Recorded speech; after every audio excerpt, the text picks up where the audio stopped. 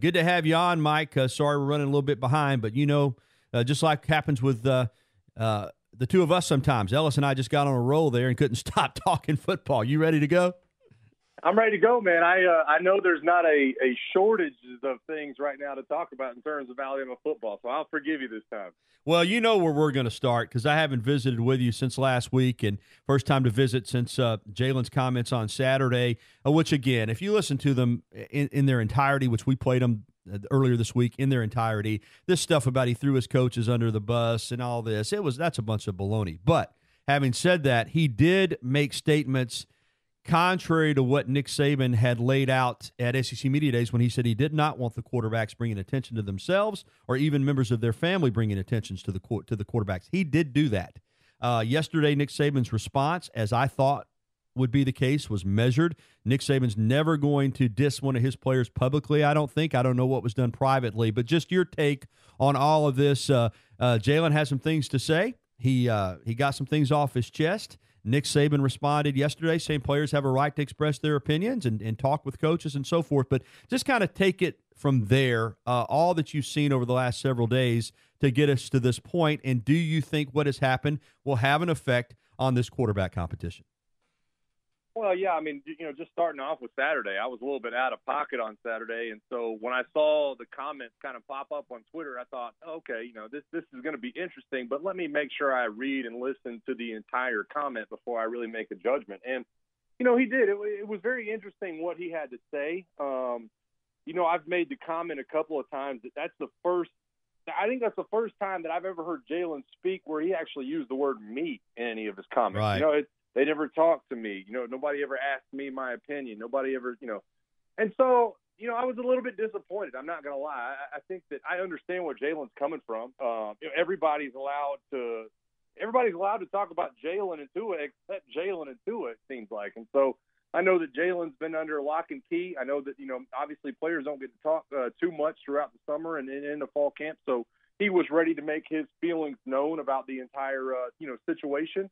But I was a little let down. I'm not going to lie about it. Anytime you're drawing attention to yourself, like Nick Saban says, the question I'm always going to ask myself, Gary, is this going to help me in the quarterback battle, or is this going to help me make the team better? And I don't think what Jalen said helps the team in any way. I understand his frustration. I understand where he's coming from.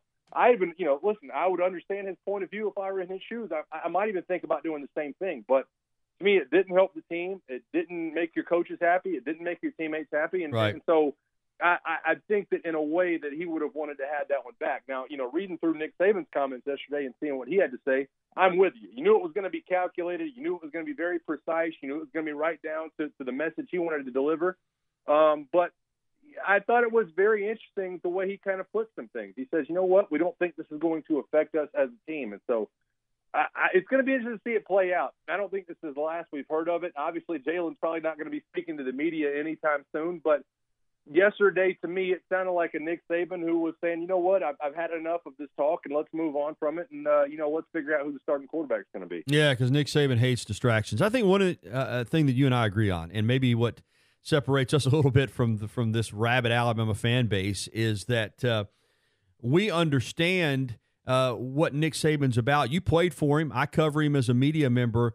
And I think there's a feeling among the fan base, for whatever reason, I think the majority of the fans feel like Tua's the better quarterback. I'm just going by what I hear, and I want to get your take on it.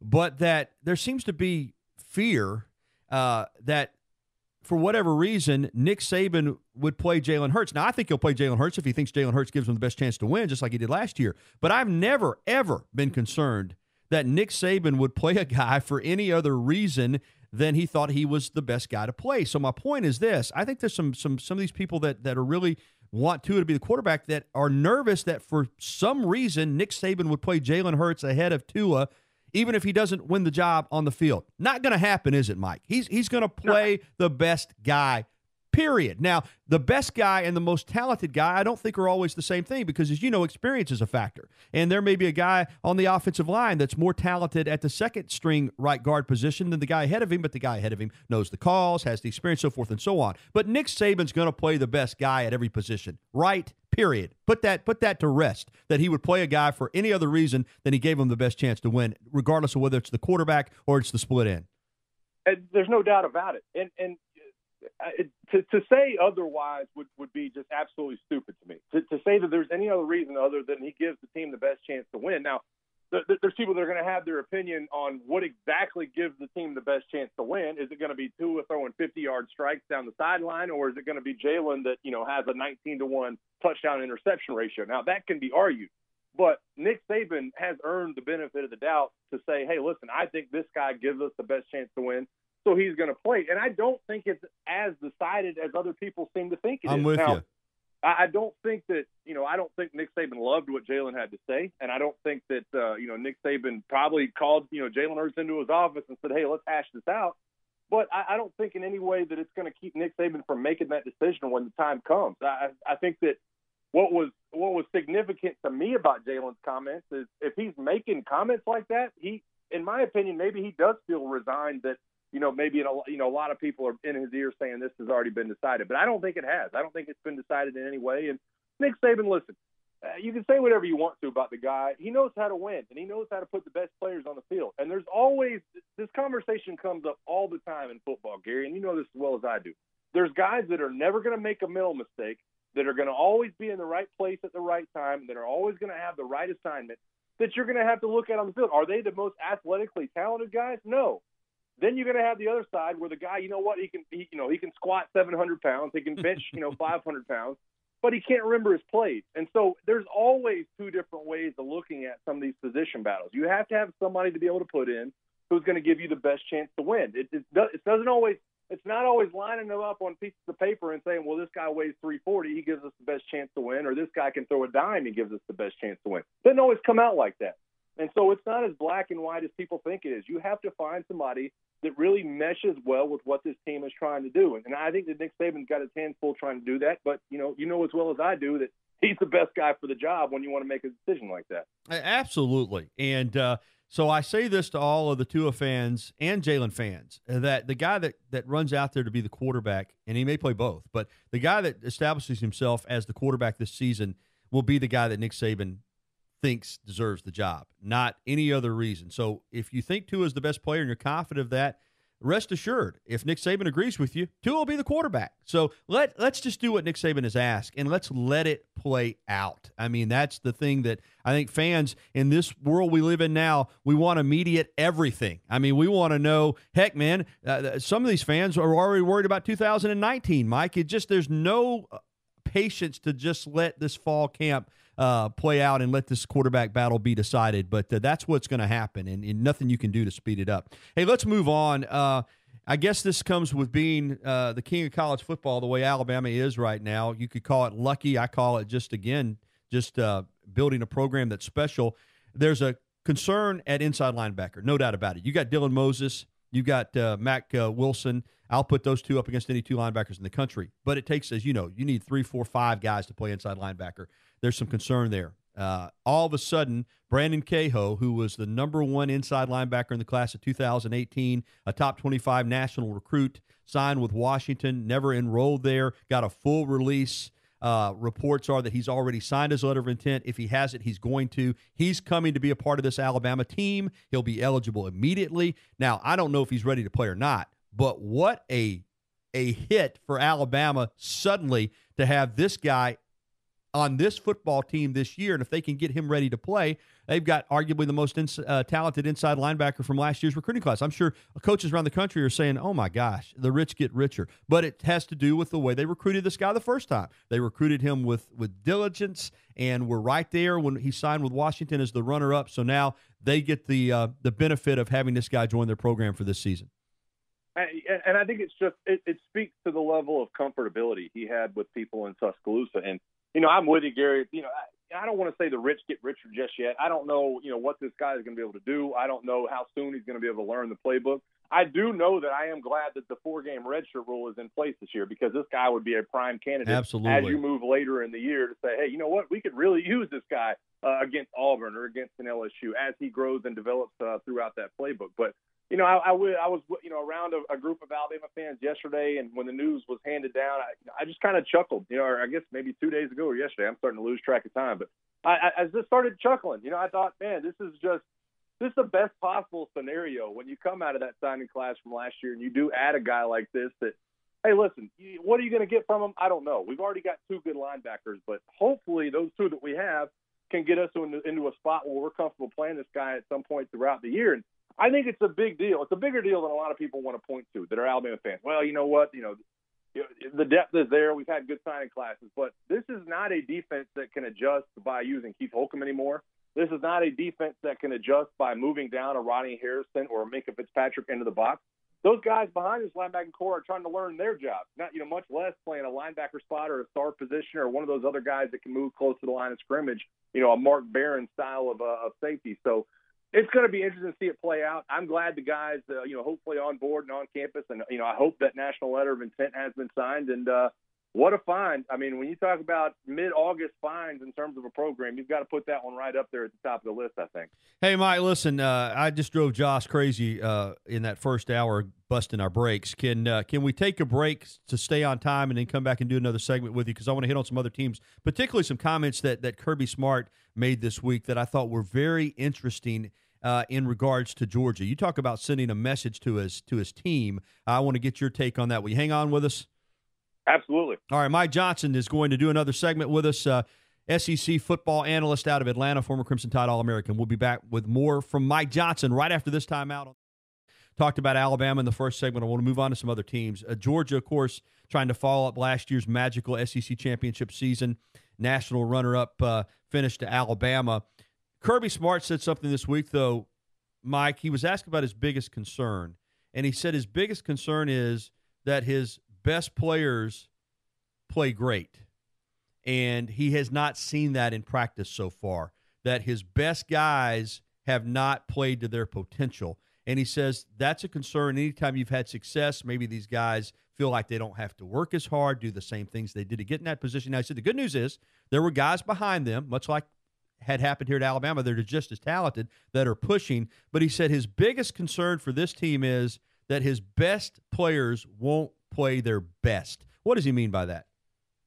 Well, I think that this is one of Nick Saban's favorite words now, Gary. He's going to come in with the word complacency. That's what you're going to hear a lot, and this is what I don't know if Kirby Smart even used the word complacency, but that's what he's talking about. He's talking about guys who thought, you know what, we had a magical run. A lot of my buddies got drafted. Boy, it was really great to be able to win that SEC championship last year. Well, now what do you do for an encore? If you're Georgia right now, what do you do for an encore? It's hard to keep guys hungry year in and year out. And Nick Saban talks about it every single year. And we've seen it happen in Alabama. Sometimes the most talented teams are some of the most complacent teams. Some guys look at it and say, well, you know what, I'm going to go off the NFL next year. It doesn't really matter what I do this year at Georgia. And there's a couple of different reasons that's a big deal. First and foremost, those guys have to be your leaders. If your most talented guy is not one of your best leaders, then you have an issue, and it's not going to play out well in the locker room. Second thing is, if your best players are not teaching the younger guys, that big signing class from Georgia underneath them, exactly how to practice and exactly how to play, then you do risk that, there being kind of a lull in production for that program right now. And I think that's what Kirby Smart is pointing to. Maybe there's a little bit of complacency to where guys say, you know what, we did well last year. It's really hot out here at training camp.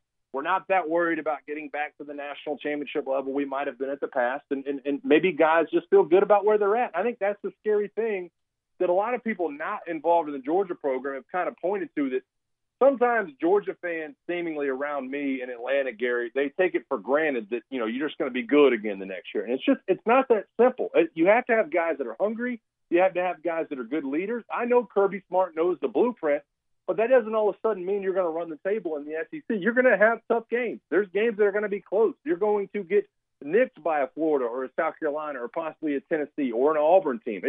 It doesn't just happen. You don't just show up and win football games. And so finding that hunger and digging deep down within training camp when it's 100 degrees outside and being able to get better on a daily basis is one of those things that great teams are made of. And I think Kirby Smart's putting everybody on notice that, hey, listen, we're not showing that right now. The opposite end of the spectrum is Tennessee. I mean, they didn't win a conference game. I still can't get over that. The University of Tennessee, we saw it with Auburn a few years ago in 2012. To go 0-8 at a program like that in the conference seems impossible to me. Seems impossible, but they did it. But all of a sudden now, I'm talking to some of my media buddies there in East Tennessee, and you know how it is with a new coach. All of a sudden, Jarrett Garantano looks like a Heisman Trophy candidate, and the energy and enthusiasm in practice. You know how it is with a new coach. Boy, we're not used to seeing Tennessee get after it in practice like this. The pace, the tempo, everything's better. So now all of a sudden I'm hearing from, 6-6 would be a good year just to break even, maybe get into bowl game to, we might could win 8. We might could win 9. Your thoughts on that. Is that just enthusiasm because of a new coach, or do you think what we're hearing coming out of Knoxville could be legit, that this team might be a lot better than people expected? Well, I think it's going to be tough. There's obviously a lack of talent up there, but listen, this is the one thing I'll say from last year to this year, Gary, that I really expect there to be a turnaround in is just it's mental toughness, or just toughness overall. I don't think that under Butch Jones this was a very tough football team. Definitely not mentally tough, but not even really tough on the football field. And that's what Jeremy Pruitt's going to bring to you. It's not going to be any patting on the back and say, well, you tried, or really good job, man, or the effort was there, or really excited about the growth. It's going to be about the product on the field. You are what your record says you are, especially at a place like Tennessee. And I'm with you. You look at last year, you look at a winless in the SEC Tennessee football team. Listen, go back 10 years ago, you could have seen that. But the way the SEC East is now, you say, how could that possibly happen? This is a down SEC East, and Tennessee was the worst team in it. You go 0-8. So it's just such a head scratcher. I know that Tennessee fans are feeling good. Listen, Tennessee's offensive line paired along with Texas A&M's defensive line, to me, were two of the most improved units through spring practice. I really like the way that offensive line looked. An offensive line that was without talent in the spring game. Trey Smith was not playing in the spring game. I thought they looked pretty good. I don't know what their record's going to be at the end of the year. They've got some tough games. Obviously, they opened up with West Virginia. That's going to be tough. I think it's going to be a race between Florida and Tennessee to see who can kind of get the upper hand in that first matchup between Dan Mullen and Jeremy Pruitt. But I think it's a football team that can make some waves. I think they've got some pieces. Now, do I think that they're going to, challenge Georgia? I don't. But, they could make a run at some point where they develop some toughness, really become short tacklers on the back end, maybe find some talent right up there on the offensive line and do some good things. Do I think they're going to get to 8 or 9 wins? Absolutely not. Do I think it would be a home run if they were bowl eligible? I do. I think there's a path to 7 wins. You could find an 8th win possibly, but this is a football team that really, really has a lot of holes talent-wise. I think that's going to take Jeremy Pruitt a year or two to be able to really wrangle in.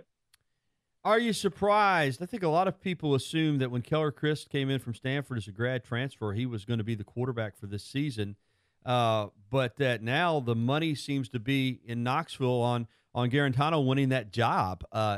Is that a surprise to you?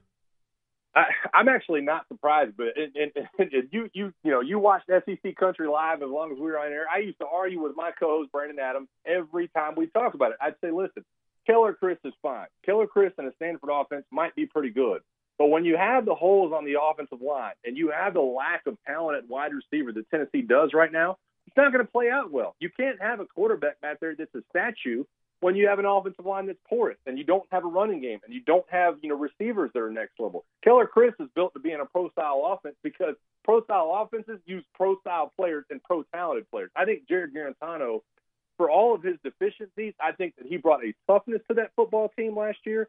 A lot of Alabama fans will remember him taking that absolute lick right before halftime and landing on his back.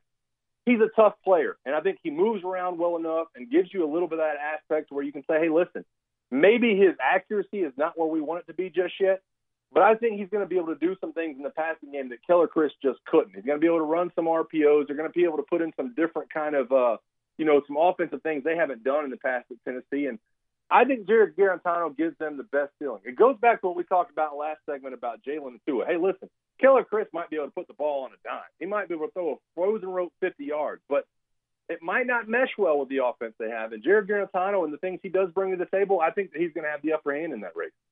Interesting. I want to ask you about Florida because, again, new coach, Dan Mullen comes in. Last year was just a train wreck in Gainesville. I mean, it just went off the rails. You could kind of see it coming even when Coach Mack was going to back-to-back SEC championship games out of the East. It never seemed like everybody was on the same page there. Now you bring in Mullen, who I I swear to you, Mike, I was told by some Florida people after he left that he would never be back as the head coach, that a lot of people down there didn't like him. But it's funny when you're desperate, you bring a guy in who's got a nice track record as a head coach and also working with Tim Tebow as offensive coordinator. Is this a team, because there's talent there. You know there is. And all of a sudden, you talk about needing a quarterback to step up, but they've got a kind of a quarterback whisperer now as their head coach. We've talked about Georgia, of course, being the lead dog, South Carolina putting some pressure on them. But is Florida a team that you could see potentially sneaking up on some people and having a chance to get to Atlanta?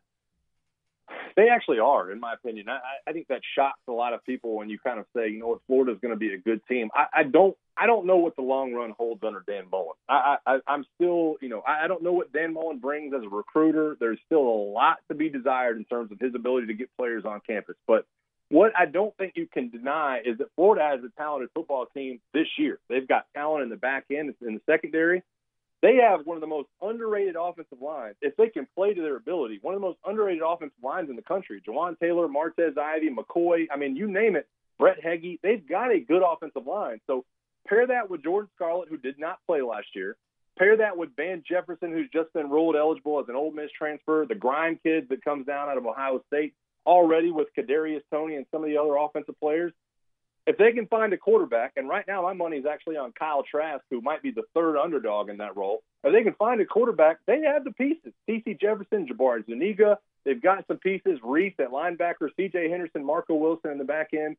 They have some top-end talent. Now, I think that Dan Mullen has to get it done this year, or else you're going to be without talent in the next couple of years, and you're not going to be able to recruit well. But I think this team easily, in my opinion, approaches 8 wins. I could even see a scenario where they land at 9. And if I'm Georgia right now, I'm really, really not looking forward to that game in Jacksonville, because that is a serious trap game, in my opinion. If Georgia thinks they're going to walk in there and out-talent them, which they do. They have more talent, but that's not going to be everything. Florida's going to surprise some people this year, in my opinion, if they get that running game and that offense going. In the West, Mike, obviously it starts with Alabama. Auburn went to the championship game last year. A lot of momentum for Mississippi State with those 18 returning starters. But LSU, under the radar completely. And much like Florida, there's some talent there, particularly on defense. I do think the schedule is an issue, even though they get Alabama and Georgia at home. They have to play both those teams. They've got to go to Auburn, which they never seem to win there. They've got to go to A&M at the end of the year. They open with Miami. But this is a LSU team that, even though they've only lost or only beaten Saban once down there in Baton Rouge, every one of those games between Alabama and LSU have gone down to the wire and could have gone either way. Let's say that they're in contention in the West late in the season when Alabama comes to town. If that's the case, if they were able to upset Georgia at home, can you make a case for LSU? Is there any case to be made that this is a team that could potentially get to Atlanta out of the West Division, or is that schedule just too tough to overcome? No, I don't think it is at all. And obviously it does play into Alabama and, Alabama's favor that their crossover game is Georgia, but they do get Georgia at home. And I've told a bunch of Georgia fans that, listen, you might think you're the world beaters. You might think you're the best team in the world, but that is not going to be an easy game if you're Georgia, and you're probably going to be a top 5, top 10 team at that point going into Baton Rouge to play that night game. That's not going to be easy.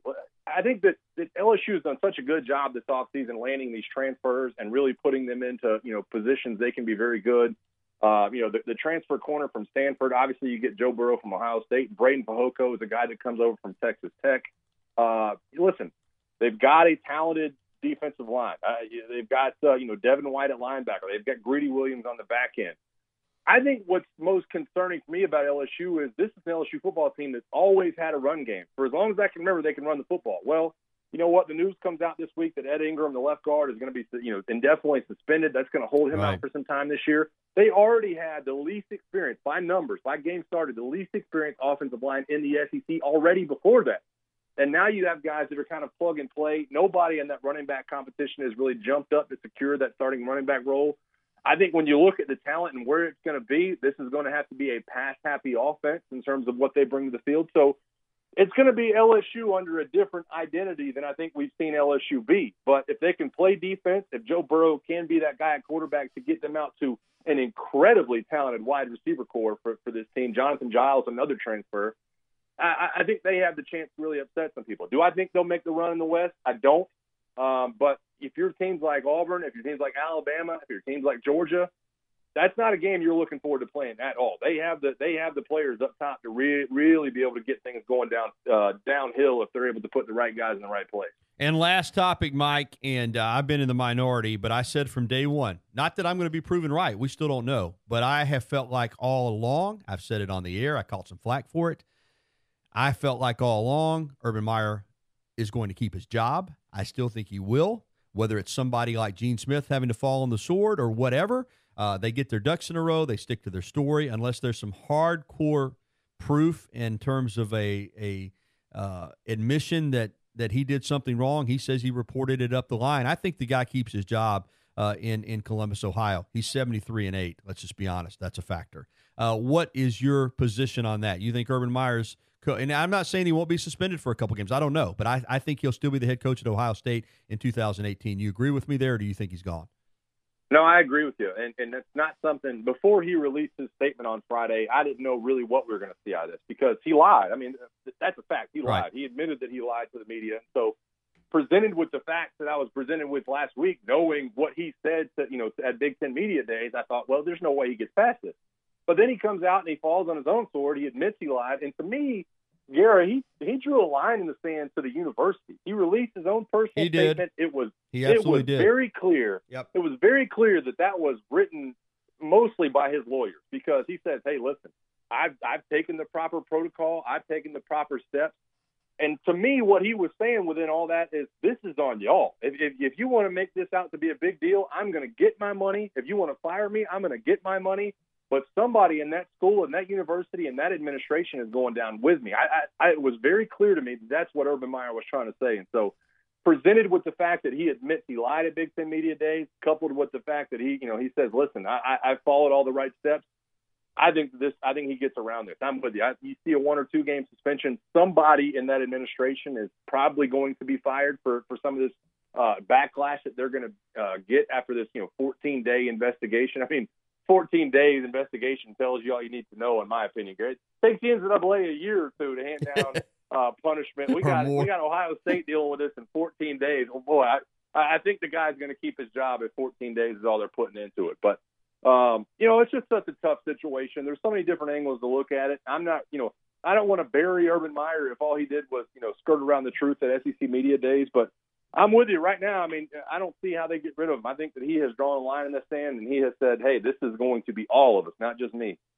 Well, SEC country is gone, but you're still busy doing radio shows like this one. You're on different programs, doing television interviews and so forth. People can follow you on Twitter at MPJohnson79. Any other updates for us career-wise that you want to pass along? What all you got planned? I know you're going to be doing some stuff on Channel 42 out of Birmingham this football season, so it sounds like you're still going to be busy.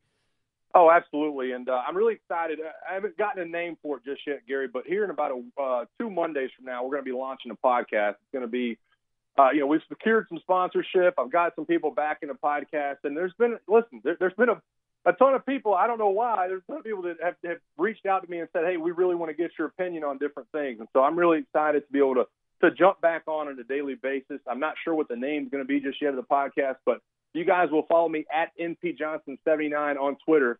We're going to be coming out with some big news here in the next week or so, and really excited to get back at it. It's because you're good, pal. That's why people want to get your opinion. You do an outstanding job. Thanks a lot, Mike. Hey, thanks, Gary. I'll talk to you soon, buddy.